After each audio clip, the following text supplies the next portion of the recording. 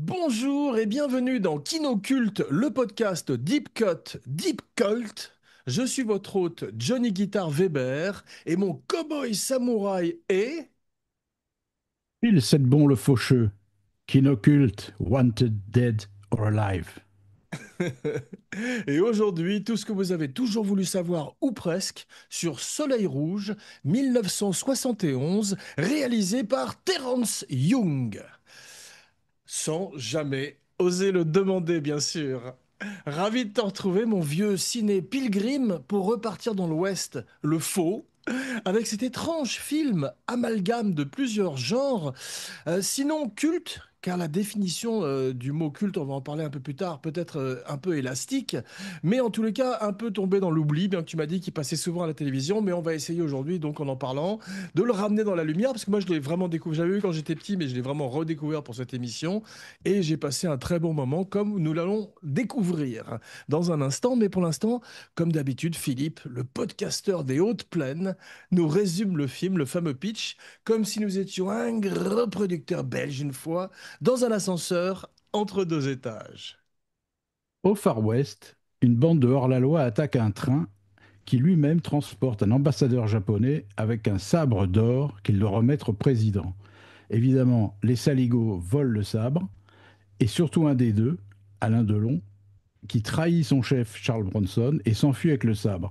Alors évidemment, Bronson n'apprécie pas énormément, donc il part à la poursuite du sabre, accompagné d'un des samouraïs de l'équipe de l'ambassadeur, qui a 7 jours pour retrouver le sabre, et sinon il se fait harakiri. Magnifique, ça c'est du pitch, mon pitchounet. Alors avant que nous n'entrions dans le vif du sujet et que nous ne parlions de Yakuza dans le jacuzzi, je l'ai préparé pour toi spécialement, c'est une vieille chanson de Bobby Lapointe pour nos plus jeunes auditeurs. Eh bien, on va parler un peu de la définition du mot du film culte. Parce que moi, ça m'intéresse, parce que c'est vrai que ça peut tout d'un coup être un film qui a été vu par beaucoup de gens, en salle, tout d'un coup, dans des séances de minuit, Ouais. ou un film dont personne n'a jamais entendu parler, ça peut être un film obscur, un western spaghetti. Donc, quelle est ta définition à toi, à ton avis, du film culte? Elle a tellement évolué, si tu veux, qu'il y a plusieurs définitions. La première, c'est quand j'étais jeune, cinéphile, etc., c'était le film que personne connaît, sauf Attends, c'était à l'époque de l'entrée du train en gare de la Ciotat, c'est ça, non? le premier film culte. Donc c'était, si tu veux, c'était les films que personne n'a vus en gros, et que quelques aficionados se sont réunis pour décréter que c'était un chef-d'œuvre et que personne l'a vu et que c'est bien triste, etc. Donc tu as des chefs-d'œuvre comme ça. Au début, tu avais La Nuit du Chasseur, par exemple, qui était Ouais, typiquement le film culte. ouais. Après, tu as eu des trucs comme des films de zombies, les premiers films de zombies, les choses comme ça, les films de Jacques Tourneur, etc. Donc c'était une petite, toute petite niche de gens qui adoraient ce film. Ensuite, ça a évolué mal, parce que c'est devenu un film que plein de gens aiment. C'est-à-dire, c'était le film qui réunit tout le monde, genre le Cornio, les films comme ça, qu'on a appelé des films cultes. Ce qui, à Ouais, la base, est faux. C'est-à-dire, ouais. en gros, il faudrait trouver un autre terme. C'est des films adorés du grand public, quoi, en gros. Et Oui, puis puis maintenant, ça il y a revient le un côté peu. presque, pardon, un peu dangereux aussi de certains films cultes que tu découvrais à minuit, comme le Rocky Horror Picture Show ou Phantom of the Oui, Paradise à une certaine époque aussi, tu vois, c'est comme... ça aussi. ouais. Oui, oui, ça définit beaucoup de choses, mais il y en a une, en tout cas, qui est très fausse comme définition, c'est celle qui réunit les films connus. Ça n'a Ouais. rien à voir. Tu as raison. Alors, si tu dirais, est-ce que tu dirais que le film dont nous allons parler aujourd'hui, Soleil Rouge, Red Son, Terrence Young, entrerait dans la catégorie d'un film culte? Parce qu'on nous a posé la question en ligne et... Aujourd'hui, oui. À sa sortie, ouais. pas du tout, parce que c'était un film grand public, une coproduction internationale. Il y avait une campagne publicitaire phénoménale dans la presse, etc. Et donc, c'était un film lambda, une grosse production lambda, etc. Ensuite, ce film a été complètement oublié. Il a été enterré. Ouais. Et sa popularité a été maintenue par les diffusions télé, les sorties vidéo, etc. Ce qui fait que maintenant, il n'est pas mondialement connu et sur les lèvres de tout le monde. Par contre, il a un noyau de fidèles ou des gens qui le redécouvrent des années après, qui en font quelque part un film culte. Oui, c'est vrai, parce qu'il est très, très spécial comme film, on va voir par ce mélange de genres dont je parlais précédemment, et puis surtout par les stars. Mm. Franchement, on voit la force de Star dans ce film et à mon avis, c'est bien évidemment la puissance de réunir ces trois acteurs qui n'avaient, en tous les cas, Mifune n'avait pas travaillé avec aucun des autres. Mais notre histoire commence aujourd'hui avec Charles Bronson, bien sûr, parce que moi, ce que j'ai aimé, c'est quand je t'ai dit, je voudrais faire un kinoculte sur Charles Bronson. Une demi-seconde plus tard, tu m'as dit Soleil Rouge. T'as même pas réfléchi, tu sais, c'est sorti directement. Donc j'étais ravi que tu aies choisi ça. Et c'est vrai que tu es un très grand Bronsonologue. Tu as écrit un livre sur Charles Bronson. Tu avais 12 ans, je crois. C'était ton premier livre. C'est ça. Non, mais en tout cas, c'est fort bien parce qu'effectivement, là, c'est un héros. Alors, c'est intéressant de parler un petit peu de Bronson à cette époque parce qu'il a une période que j'aime beaucoup. Il a fait plusieurs films. Il a fait deux films avec Delon, les Ouais, Valachi Papers aussi de Terence Young, je crois. ouais. C'est bien? Et Valaki Pepper, ouais, c'est pas mal, c'est pas mal. Il y avait De la part des copains aussi qu'il a fait avec Terence Young avant. C'est ça. C'est Et ça. mais alors, la période où se situe Soleil Rouge dans la carrière de Bronson, c'est ce qu'on appelle sa période française. Ça Parce qu'il ne faut pas m'intéresse. Ouais. oublier que c'est un film Voilà. français, Soleil Rouge, hein, à la Ah, c'est base. fou. C'est fou.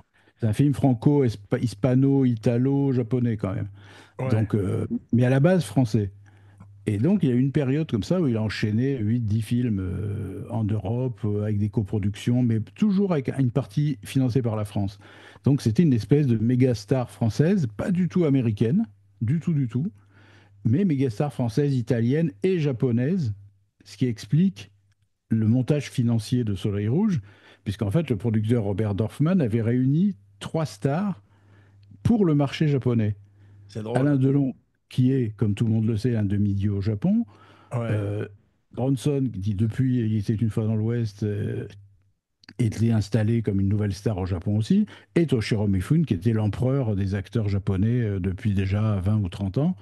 Et donc, Ouais. le trio sur le marché japonais était plus que juteux, tu vois, c'était vraiment Bien sûr, et moi le j'ai cast entendu, idéal. j'ai lu à l'occasion de la recherche pour l'émission que Bronson est surtout vraiment devenu une énorme star avec ce film, qui a été un gros succès, Soleil Rouge au Japon Ouais. en revanche.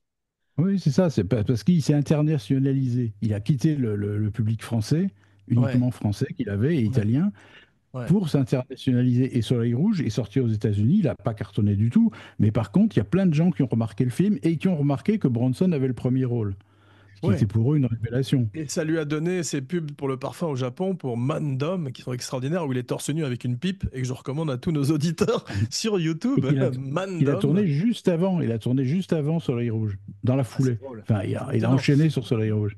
Mais avant qu'on parle plus avant de Soleil Rouge, je voudrais qu'on parle un peu plus de la période française de Bronson, parce qu'il a fait ce film étonnant avec Anthony Perkins, que j'aime beaucoup, tu sais, où tu as quand même deux écoles d'acteurs étonnantes. Norman Bates contre Paul Kersey, c'est quelque chose quand même. C'est quelqu'un derrière la porte, oui, c'était encore un film franco-italien, anglais, enfin bref, une grosse copro. Et le film est pas fabuleusement extraordinaire, mais par contre, c'est vrai que ça lui a permis de jouer autre chose déjà, parce Ouais, qu'il jouait le méchant dans le film, il jouait un amnésique, un violeur, un type épouvantable quand même, et ouais, complètement amnésique, et pas très intelligent.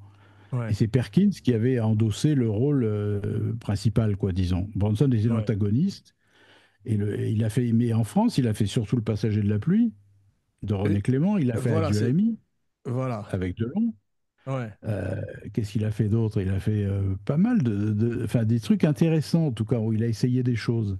Et tous ces films Comme avant qu'en Paquita. en 74, il n'éclate à la cinquantaine dans Le Justicier dans la ville, bien sûr, qui fait de lui une star, tard, ou en tout Ouais. cas une star en Amérique, tard, parce qu'il était devenu une star en Europe avant, un petit peu comme Jimi Hendrix, qui était une star en Angleterre avant de devenir une star en Amérique, Mm. et de mourir 3 jours après, malheureusement. Non, je plaisante. C'est Bruce Lee qui est mort 6 jours après la sortie d'Opération Dragon, je crois, Ouais, américaine. ouais. Il a même... Ouais.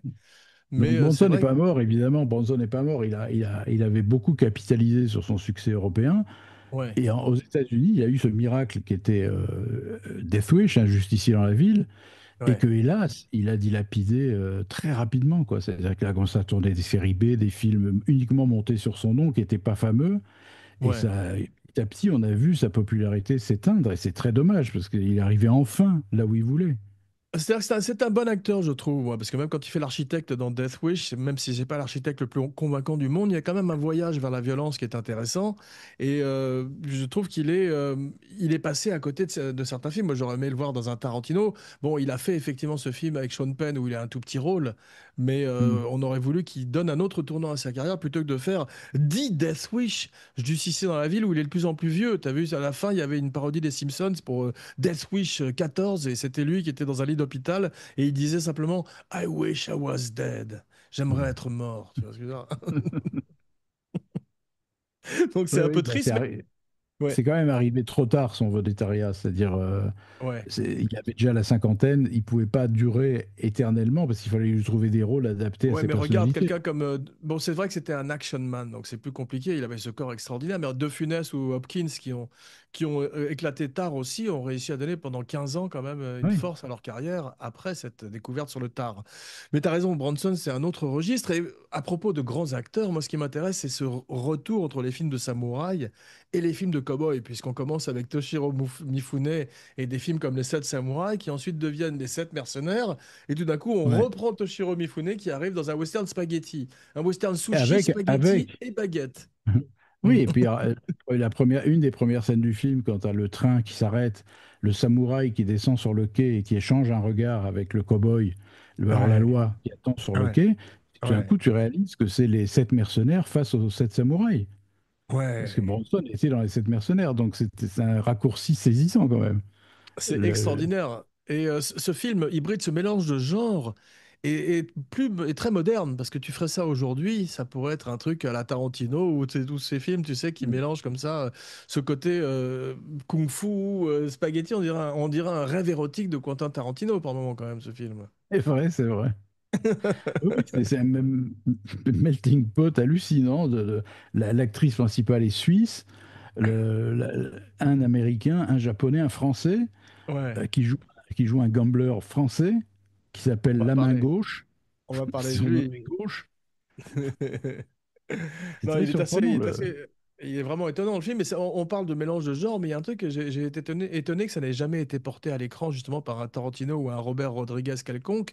C'est la série Kung Fu qui mélange justement le Oui. Far West avec les films de samouraï ou en tous les cas les films de Kung Fu. Et c'est vrai que ça aurait été formidable. Alors ça, ils ont dû l'avoir probablement en projet pendant de longues années, mais c'est vrai que notoirement ça aurait dû être Bruce Lee qui l'a fait, mais ils n'ont pas accepté d'avoir un acteur chinois à l'époque. Ils ont pris David Carradine pour faire le rôle. David Carradine qui est arrivé au casting et il a dit j'arrête de fumer de l'herbe et tout. Tu sais, c'est les années 70 et tout. Et je vous jure, je suis sobre, je fais pas le con pendant tout le tournage. Il est arrivé, le lendemain, il était déchiré à l'herbe, il a pas arrêté de fumer pendant tout le. Et c'est pour ça qu'il peut passer, parce qu'il a des petits yeux un peu comme ça, il peut passer pour un asiatique grâce à ça. Donc c'est, on va être Quel cancel professionnalisme. grâce à cette émission. Non, mais en tout cas, tu sais, Toshiro Mifune, il a pas eu vraiment une carrière en Amérique parce qu'il a refusé, je pense, et il a bien fait d'ailleurs, de faire Tiger Tanaka, tu sais, dans On ne vit que deux fois, le James Bond, Mm, qui mm. était ce businessman japonais qui disait au Japon, monsieur Bond, men come first, les hommes jouissent, viennent les premiers, tu vois, donc c'était extrêmement raciste d'ailleurs à propos de cancel pour l'époque. C'est là où Sean Connery était notoirement était en japonais, tu te rappelles? Mm, très bien, très bien. Comment oublier? Mais Mais tu donc sais Toshiro qu'il a au Mifune, départ, ouais. ouais, Non, non, je disais au départ, le film devait être avec un. Alors, il voulait reformer le duo Lee Marvin, Toshiro Mifune, qui était dans Duel dans le Pacifique de John Borman, et ça avait absolument. été Ouais. écrit pour Lee Marvin. Et D'accord. ensuite, par la force des choses et par la popularité soudaine de Bronson, ils ont éjecté Marvin et gardé Bronson. Waouh. Mais Toshiro Mifune apparemment aurait refusé Star Wars. Alors je sais pas, je pense que c'était pour le rôle d'Obi-Wan, puisque ça aussi c'était basé une fois de plus sur la Mhm. mythologie samouraï. Mais j'avais entendu parler aussi peut-être, mais je me trompe, de Quint, de lui pour le chasseur de requins des Dents de la Mer. Ça, Mais je j'ai suis pas jamais sûr. entendu parler. Ah, d'accord. Donc, mais en tous les cas, il travaillerait avec Spielberg dans 1941 et ça ferait partie avec Soleil Rouge de ces rares films qu'il ferait avec, des Américains, en fait, d'une certaine manière, parce qu'il a eu cette merveilleuse carrière en particulier avec Kurosawa. en première partie Ouais. de carrière dont il était la muse. Et il était très beau et il est encore très beau dans Soleil Rouge. Parce que c'est vrai, je parlais de stars, mais quand tu as tout d'un coup Toshiro Mifune et Charles Bronson qui galopent côte à côte, ben ça suffit presque à faire un grand film. T'as pas besoin d'autre Oui, oui, chose en bah fait. oui, oui, oui, c'est deux Ouais, mythologies se côtoient comme ça, des films qui n'ont rien, a priori, des filmos qui n'ont rien à voir l'une avec l'autre, et deux présents, ils avaient le même âge, quasiment, à un an près, je ouais, crois. ouais. Ils avaient la même aura, la même présence physique, c'était des gens de peu de mots, comme on dit, the man of few words, et je crois qu'ils s'estimaient pas mal, même si moi j'avais lu que Bronson et, je crois, Delon s'étaient agacés, parce que la vraie star, celui qui se comportait en star sur le plateau, c'était Toshiro Mifune, pas eux, C'est fou. ce qui a Ouais. dû les changer beaucoup. Ouais. Et je pense que sa carrière a probablement été limitée aussi du fait qu'il parlait pas très très bien anglais en fait. Ça a été un problème pour Ouais, c'est Jet pas Li très aussi. intelligible. Ouais. Voilà, c'est ça. C'est donc il aurait probablement il a très peu de dialogue d'ailleurs. Et là, c'est tout d'un coup, c'est bizarrement Bronson qui se retrouve dans le rôle un petit peu Oui, du comic relief, tu sais, de la légèreté. c'est vrai. C'est presque un personnage proche de ce que pourrait jouer un Terence Hill, tu sais, dans Mon nom et personne. C'est Dans, vrai, dans c'est le, aussi là où tu sens que la réécriture n'a pas été totale par rapport à la présence de Marvin, puisque c'est un rôle qu'aurait pu tenir tel qu'il est écrit là, Lee Marvin facilement, qui est un ouais, acteur plus exubérant, plus bavard, plus. ouais, qui avait ce recul et cette légèreté Hmm. effectivement. Mais Bronson le fait bien quand même. Et surtout, comme je disais, des stars, ils sont tous les trois très beaux. Et on va parler maintenant du troisième. Le diable est séduisant, Philippe. Tu le Et oui, sais il mieux que s'appelle personne. Alain Delon. Voilà, et là, Alain Delon au sommet de sa beauté dans le rôle de gauche. Et c'est vrai que ça m'a fait penser à Angel Face, cet épisode de Blueberry que j'adore. Et Hmm. il est formidable dedans parce qu'il est fatal, il a quelque chose de très dangereux, de très méchant, de très démoniaque quasiment. Bah, c'est un serpent à sonnette, quoi. Il tue ses propres hommes, il est C'est ça. complètement imprévisible, il a l'air Ouais, mauvais comme une teigne. Et je trouve que c'est un rôle intéressant. Il est très rare, puisqu'on ne le voit pas tellement au milieu du film, pratiquement pas. ouais. Il apparaît au début et à la fin, mais le milieu, il doit faire une ou deux apparitions très courtes. Et c'est un rôle secondaire quand même. Et sur l'affiche, il est d'ailleurs marqué avec la participation d'Alain Delon. Ah, c'est Donc ça, ouais. c'est pas un trio, si tu veux, c'est un duo, Miffun Bronson, à la recherche Ouais. du troisième.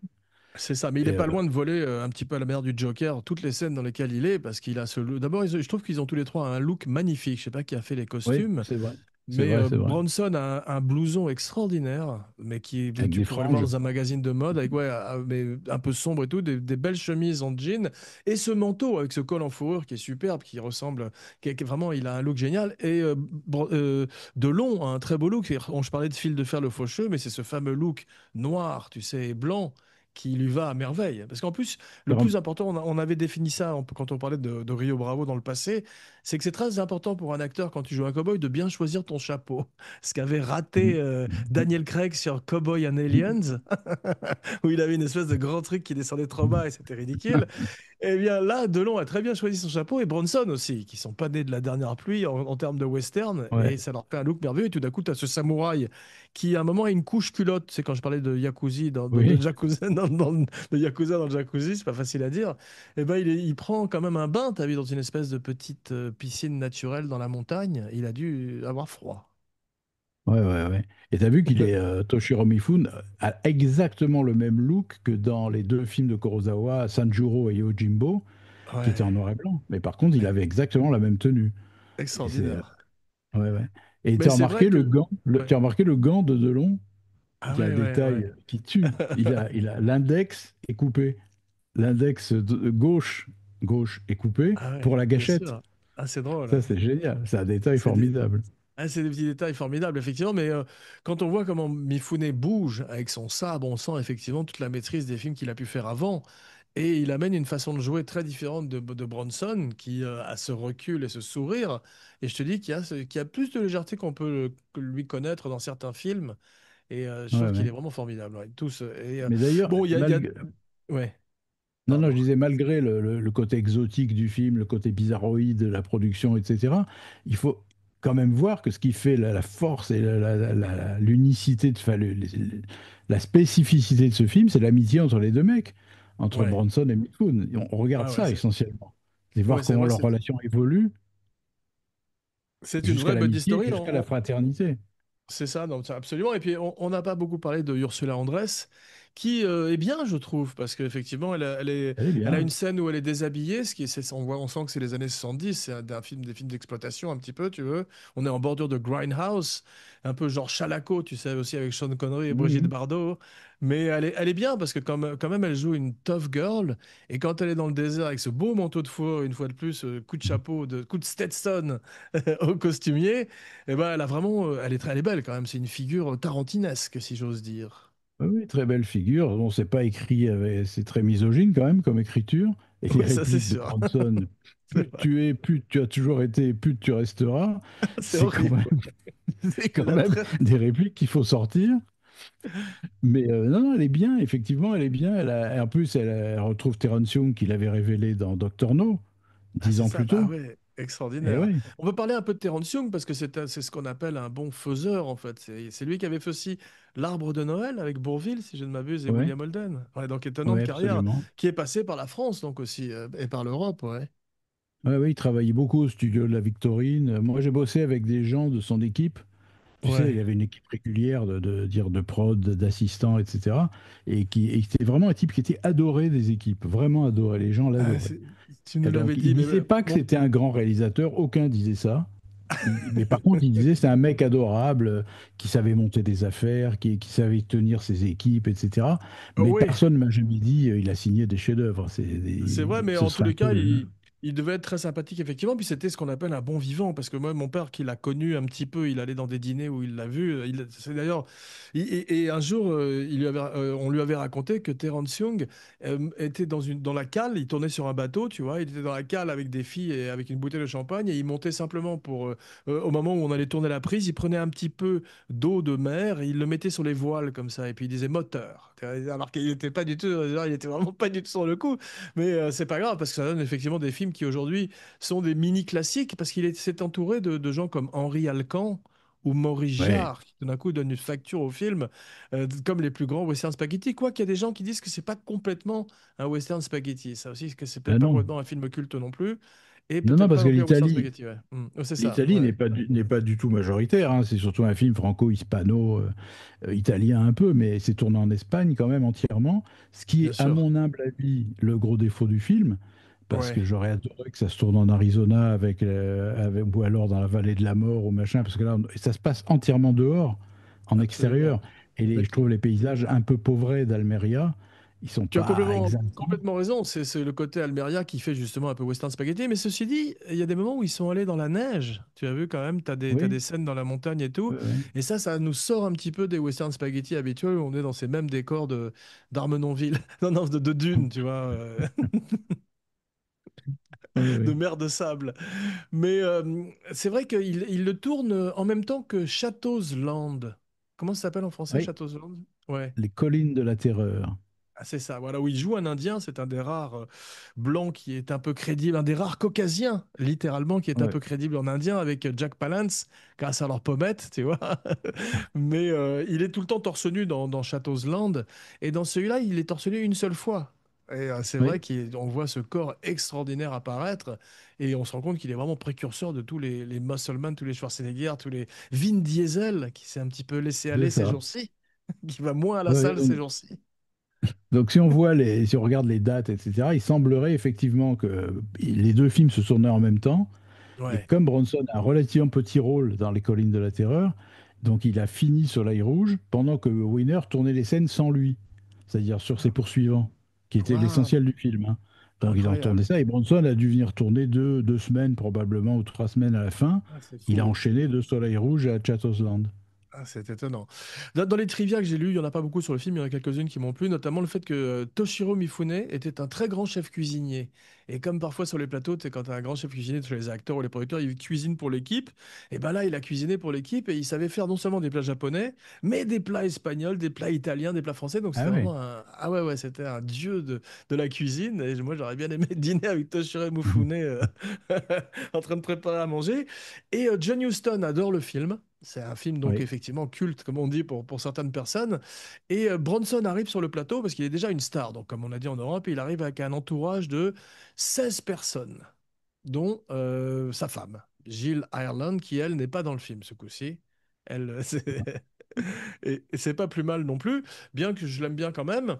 Et Ursula Andress tombe amoureuse de la région et s'achète une villa carrément en Ah Espagne, ouais, pas très loin de là où il tourne. Ouais, parce que c'est vrai que c'est quand même très très beau. Comme tu disais, Charlie a 50 ans, Toshiro en a 51. Donc ouais. il y a un an de différence et Terence Young voulait Clint Eastwood au départ. Ah oui. Ouais. Je Donc, crois que tout le monde voulait Clint Eastwood à cette époque-là, de toute c'est façon. c'est ça, c'est comme à chaque fois qu'on dit ça, Harrison Ford, tu sais, à une époque où Ouais. Kevin Costner, tout le monde les veut, effectivement, Mm. c'est ce qu'on appelle la liste A, quoi, d'une certaine manière. Mm. Mais c'est vrai que le film a presque un côté mystère de l'Ouest, par moment, quand on est dans les trains, tu sais, avec les Japonais et tout, etc. On Oui. sait plus très très bien où on est, il y a un côté presque un petit peu carton-pâte, mais ça fait partie du charme du film, ce côté un peu kitsch, tu vois, Oui, et ce ouais. dépaysement, il est complet, puisque c'est vrai que quand on est dans le wagon avec l'ambassadeur japonais qui parle en japonais avec ses samouraïs, etc., on ne sait plus où on est. Mais le problème, Ouais, c'est quand on sort, on ne sait plus où on est non plus, parce que ça ouais, c'est vrai. ressemble pas au Far West, ça ressemble à l'Espagne. Donc c'est extrêmement déroutant, ce film. C'est vrai. Mais il y a un truc que j'ai trouvé, c'est que Bronson, donc je disais, a de l'humour dans le film. Il a du Ouais. charme, tu vois. Et ça m'a fait penser un peu à l'humour que des tough guys comme Stallone ou comme John Wayne, dont on pense pas fatalement qu'ils ont un timing ou une vis comica, mais qui finalement le font aussi, si tu veux, dans la légèreté, je trouve. Mais ils l'ont fait depuis leur début, donc ce qui est surprenant dans ce film, je crois que c'est quasiment une des premières fois que Bronson joue léger, quoi. Ouais, C'est-à-dire qu'il se laisse aller et il joue plus dans le masque du tout, pas une seule fois dans le ouais, film. Donc ouais, ça, c'est vrai. c'est pas mal, parce que d'un coup, on voit qu'il a une voix, on entend sa voix qui est très rare d'habitude, on le voit Ouais. rire, on le voit sourire, on le Oui, voit se puis faire torcher par Mifune dans un combat hallucinant entre bâton et sabre, on le voit incroyable. se faire humilier par Mifune, enfin, c'est intéressant, quoi. Très, très, très, très bien chorégraphié d'ailleurs entre les deux. Mais il y a un moment cartoon quand même où quand ils sont l'un contre l'autre, t'as l'impression dans le désert de voir Bip Bip le coyote, tu sais, où ils se tentent des pièges, etc. et Oui, tout. Et oui, oui. c'est le côté presque. C'est le problème, un tout petit peu le problème du film, c'est que tu aurais presque envie qu'ils aillent un peu plus dans la comédie, Ouais, parce que là, en fait, le sujet, il est dramatique. Le samouraï, il joue sa vie, c'est-à-dire ouais, si dans 7 jours, il n'a pas récupéré le truc, il s'ouvre le ventre, ouais, et ouais. Bronson veut se venger de Londres. C'est pas a priori des sujets de comédie, tu vois. Non, non, c'est Mais vrai.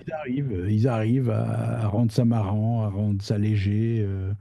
Et Ouais, il y a ouais, un ton qui est unique, hein. c'est vrai, avec une attaque indienne à la fin, avec des Indiens qui, certains, sont un peu moins crédibles que d'autres. On sent quand même que ce sont des péons mexicains, ou plutôt Non, espagnols. Ouais. non, c'est des gens du voyage, comme on dit, Ah, qui c'est ça, habitaient ouais. et qui occupaient Almeria à l'époque beaucoup, qui servaient dans les équipes de tournage, et qui faisaient la D'accord. figuration, et Ouais, et c'est vrai ils sont peu adéquats, disons, non, quand tu non, les c'est vois. vrai. C'est vrai, mais ils ont des gueules meilleures que dans certaines western, ou certains western spaghetti, où carrément ce sont des Italiens, tu Ah sais, qui oui. font vraiment. Attendez. Bien, merci mon cinébuddy pour cette traversée, cette chevauchée fantastique. Et il est l'heure pour nous maintenant de partir ensemble vers le soleil couchant. On se retrouve très vite pour un nouveau podcast culte, un kinopod, un kino duo, ensemble ou avec nos amis cinébuddies. Donc en attendant, n'oubliez pas comme d'habitude de liker et de souscrire à la chaîne Abracadapod sur YouTube avec tous les 15 jours une nouvelle fantastique vidéo du maestro Romain Lenov, son Katia Lazareva. Et maintenant, conformément à la tradition, voici venu l'heure de dire ton nom et la fameuse phrase signature, la catchphrase. Philippe Sedbon, merci de votre attention. Parfait, je fus Jean Weber pour Catanopod. Et maintenant, Catanapod d'ailleurs plutôt. Oui. Et maintenant, The time has come for us to say sayonara. C'était la Tu chanson dans m'auras tout MASH. fait.